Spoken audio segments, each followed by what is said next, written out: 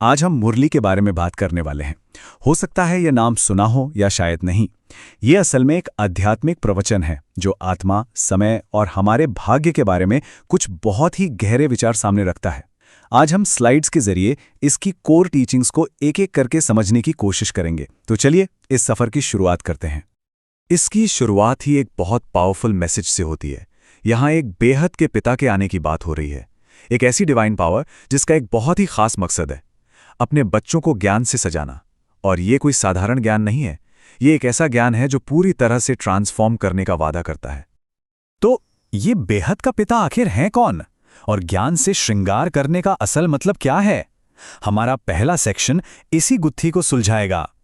हम इस दिव्य पिता की पहचान और उनकी भूमिका को समझेंगे, जैसा कि मुरली में बताया गया है।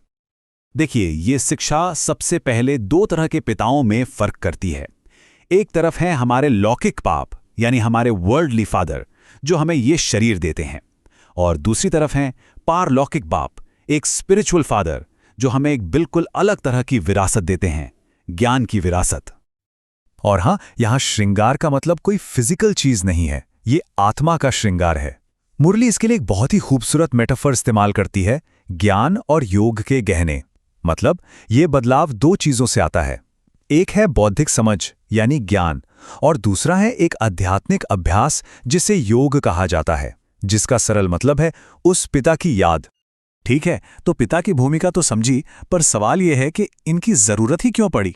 मुरली दुनिया की मौजूदा हालत का एक बहुत ही पावरफुल डायग्नोसिस देती है, जिसे वो कहती है रावण का राज्य। चलिए देखते हैं इसका क्या मतलब है। ये एक बहुत ही सीधी और कह सकते हैं थोड़ी कठोर तस्वीर है। मुरली कहती है कि मानवता आध्यात्मिक रूप से काली हो गई है, मतलब अपनी असल पवित्रता खो चुकी है, और इसकी वजह बताई गई है इच्छाओं और वासना की चिता पर बैठना। ये असल में एक आध्यात्मिक गिरावट और दुख की स्थिति को दिखाता है।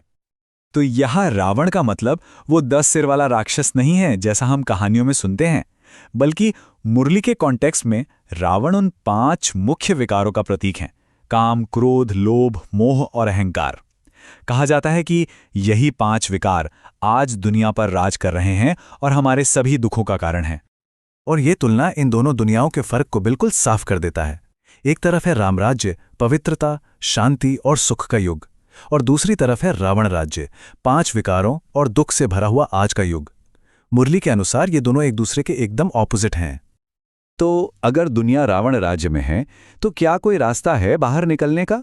मुरली कहती है हाँ, और जवाब सिर्फ 2 शब्दों में है: ज्ञान और याद। ये सेक्शन हमें उसी आध्यात्मिक परिवर्तन के रास्ते के बारे में बताएगा। और इस पूरे सॉल्यूशन को समझने की चाबी है आत्मा को समझना। मुरली आत्मा को कैसे डिस्क्राइब करती है? प्रकाश के एक छोटे से अविनाशी बिंदु के रूप में, एक सितारे की तरह। हर आत्मा एक एक्टर की तरह है जो इस विशाल विश्व नाटक में अपना यूनिक पार्ट प्ले कर रही है। तो रास्ता क्या है?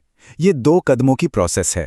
पहला कदम है ज्ञान, मतलब खुद को एक आत्मा समझना, पिता को सर्वोच्च आत्मा मानना और इस दुनिया को एक नाटक के रूप में देखना। और दूसरा कदम है योग, यानी पिता की प्यार भरी याद जो हमारी अशुद्धियों को जलाकर आत्मा को उसकी ओरिजिनल पवित्र स्थिति में वापस लाती है। अब चलिए इस पर्सनल जर्नी को थोड़ा जूम आउट करके देखते हैं, एक बड़े कॉस्मिक कॉन्टेक्स्ट में। मुरली के अनुसार ये सब कुछ एक विशाल, कभी न खत्म होने वाले विश्व नाटक का हिस्सा है। मुरली का कहना है कि समय सीधा नहीं चलता, बल्कि एक चक्र में घूमता है। ये 4 मुख्य युगों से गुजरता है: स्वर्ण, रजत, ताम्र और लौह। और हर युग में धीरे धीरे गिरावट आती है। पर सबसे खास बात यह है कि हम अभी संगम युग में हैं। ये लौह युग के अंत और नए स्वर्ण युग की सुबह के बीच का वो छोटा सा लेकिन सबसे महत्वपूर्ण समय है। इसका मतलब यह है कि यह विश्व नाटक पहले से तय है, अनादि है और अविनाशी है। इतिहास खुद को हूबहू दोहराता है और हर आत्मा की इसमें एक निश्चित, कभी न बदलने वाली भूमिका होती है। कुछ भी रैंडम नहीं होता, सब कुछ ड्रामा के अनुसार ही होता है। तो इतनी मेहनत, इस ज्ञान और योग का आखिर फल क्या है, इनाम क्या है? मुरली कहती है कि ये एक विरासत है, स्वर्ण युग की विरासत। ये नंबर 21, ये बहुत इंपॉर्टेंट है। ये सिर्फ एक जन्म की बात नहीं हो रही है। मुरली के अनुसार इस रास्ते पर चलने का इनाम है आने वाले 21 जन्मों तक सुख और पवित्रता के राज्य का मालिक बनना। सोचिए, ये एक तरह का स्पिरिचुअल इन्वेस्टमेंट है जो पीढ़ियों तक चलता है।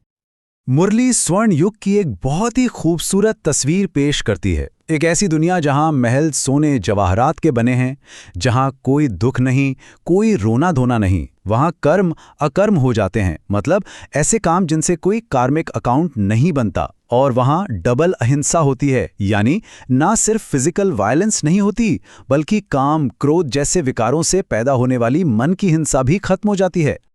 तो ये सारी बातें हमें घुमा फिराकर एक ही जगह लाती हैं, आज के समय पे, इस पल के महत्व पर। ये सब कुछ अभी के बारे में है। ये जो वर्तमान क्षण है, ये संगम युग, ये बदलाव के लिए एक सुनहरा मौका है। ये एक छोटी सी विंडो है जब आत्मा नए चक्र यानी स्वर्ण युग की शुरुआत से पहले खुद को साफ कर सकती है। इसे एक तरह की आध्यात्मिक सफाई का समय कह सकते हैं। आखिर में मैसेज बहुत क्लियर है, एक सीधा साधा कॉज एंड इफेक्ट का रिश्ता। आज पवित्र बनने का जो व्यक्तिगत प्रयास है, वो सीधे तौर पर भविष्य में 21 जन्मों के लिए शांति और समृद्धि का राज्य पाने से जुड़ा है। और यहीं पर आकर हम एक बहुत गहरे सवाल पर रुकते हैं। मुरली एक तरफ कहती है कि सब कुछ एक पहले से तय नाटक है, लेकिन दूसरी तरफ पुरुषार्थ यानी पर्सनल एफर्ट पर बहुत जोर देती है। तो अगर सब कुछ तय है, तो हमारी मेहनत की क्या भूमिका है? ये फ्री विल और डेस्टिनी के बीच का एक गहरा सवाल है जिस पर सोचना बनता है।